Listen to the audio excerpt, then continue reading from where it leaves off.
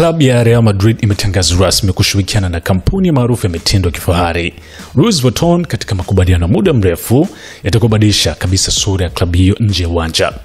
Kupitia tangazo lililotolewa jana, Real Madrid imethibitisha kuwa Louis Vuitton sasa ndiye msambazaji rasmi wa mavazi ya klabu hiyo, yakiwemo mavazi rasmi yani suti, mavazi ya kusafiria pamoja na vifaa vya kusafiri kama mabegi na masanduku.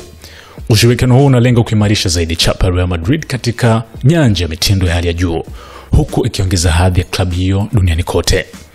Makubaliano yanakuja mwaka mmoja tu baada ya kiungo nyota klabu hiyo Jude Bellingham kutangazwa kama balozi wa kimataifa chapa hiyo ya Louis Vuitton. Hatua hii inaonekana kuwa ni ya kimkakati, ikichanganya mafanikio uwanjani na mvuto wa kipekee nje ya uwanja. Kabla ya makubaliano haya, Real Madrid tayari ilikuwa inajulikana kwa hadhi ya mvuto wake mkubwa wanapowasili kwenye mechi kubwa, lakini ushirikiano huu mpya unatarajiwa kuongeza hadhi hiyo maradufu.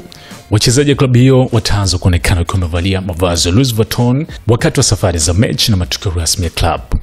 Kwa mujibu wa taarifa za ndani, mpango huu ni sehemu ya mkakati mpana wa Real Madrid kuimarisha chapa yake kimataifa, hasa miongoni mwa mashabiki wa kizazi kipya na wale wanaopenda mitindo ya hali ya juu.